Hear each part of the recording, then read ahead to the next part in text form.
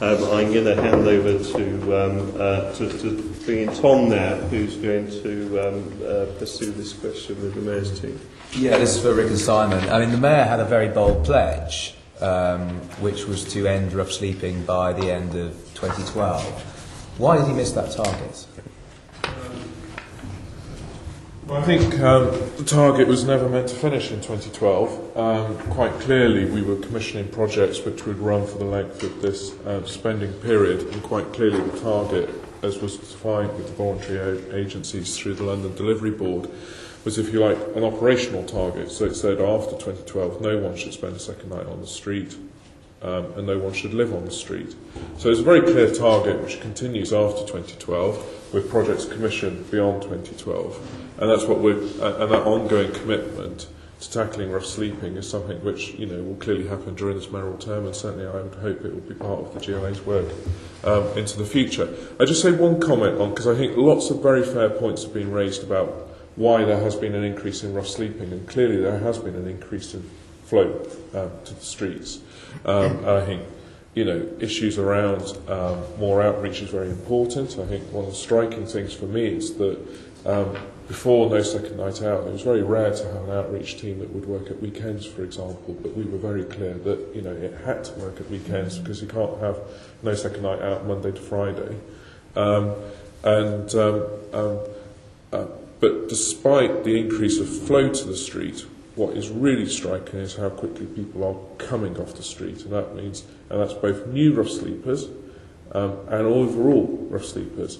So despite higher numbers, people are spending less time sleeping rough, and I think one of the achievements that really should be highlighted is how in Camden, Hammersmith and Fulham, Brent, Ealing and Southwark, no new rough sleepers who spent more than one night out ended up spending more than 3 weeks out. We're going to come on to No Second Night Out in more detail later, but I want to pursue a bit further over the issue of this target, because you appear to be saying that although the pledge was to end rough sleeping by the end of 2012, he didn't actually mean by the end of 2012. No, that's not what I'm saying. Well, you appear to be saying that these things were ongoing, but there was a specific pledge to end it by the end of 2012. When did you realise? When did you tell the Mayor that target wouldn't be met? I think I've always been very clear with the Mayor, and the Mayor has always been very clear, and he was very clear in his manifesto that the commitment to tackling rough sleeping would be ongoing. It would be a commitment that certainly at the election we made for this mayoral term. And you said that, but this is why I say you appear to be saying that the end of 2012 didn't mean the end of 2012, because you keep saying it's ongoing. You had a specific pledge, which is to end it by the end of 2012.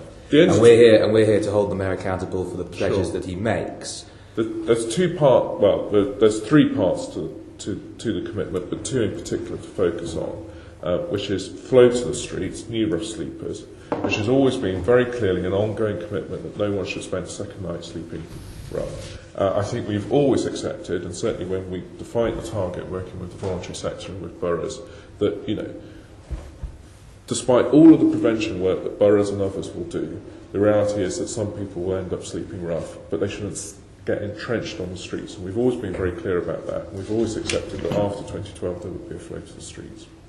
And it's how we respond, which is important. The other part is people who live on the streets, who we would consider living on the streets. And I think certainly by the end of 2012, we wanted to make significant inroads into entrenched rough sleeping. And I think we did. With the 205 project, for example, you saw a 3/4 reduction in the number of very entrenched rough sleepers. If you look at the 2011-12 chain figures, the last data available, only 4% of rough sleepers had more than 20 contacts. Only 4% of all those people, over 5,000 people, 5,500 people, only 4% had contacts. Sure, we didn't on that part of the target. People were still, we would consider, living on the streets, and that shouldn't have been the case by the end of 2012. But we are making an ongoing commitment to tackle that. Can you take your water jug away from your... I think the jug is interfering with the... I'm sorry. Is it? There it is. Maybe my phone is. I'm not sure. The fact remains that every year since the mayor came into office, both the total number of rough sleepers and the total number of people spending more than one night out on the street has gone up. The mayor, in his 2012 manifesto, said, "I've secured investment and launched a range of initiatives to ensure that by the end of 2012, no one should be living on the street." Correct. That was the manifesto for last year.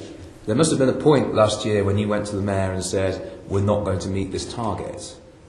There was a point when I obviously continually update the mayor on where we are. I think you're absolutely right. On the living on the streets part, by the end of 2012, we hadn't achieved that part of the commitment. I absolutely recognise that, but we have an ongoing commitment to tackle it. The reason on why No Second Night Out, we've been doing extremely well. The reason, as I say, we're going to come back to No Second Night Out, but the reason why I'm pursuing you on this point is this was a manifesto that came out 6 months before the target was meant to have been met. And if you're going to make a pledge like that, I think you've got to be pretty sure you're going to keep it.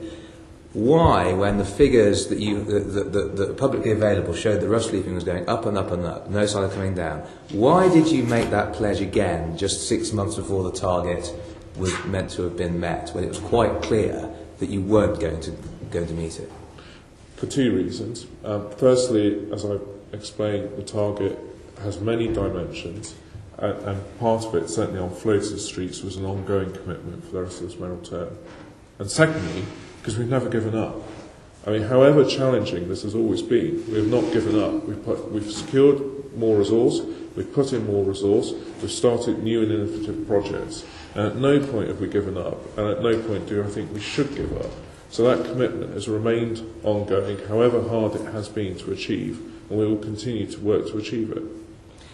I would just finish by saying I think that if you're going to make a pledge like that, I think you've got to be sure you're going to keep it, and it could be construed as being willfully misleading to put something like that in a manifesto 6 months before the target when there's absolutely no evidence that you're going to be able to meet the pledge that you are making.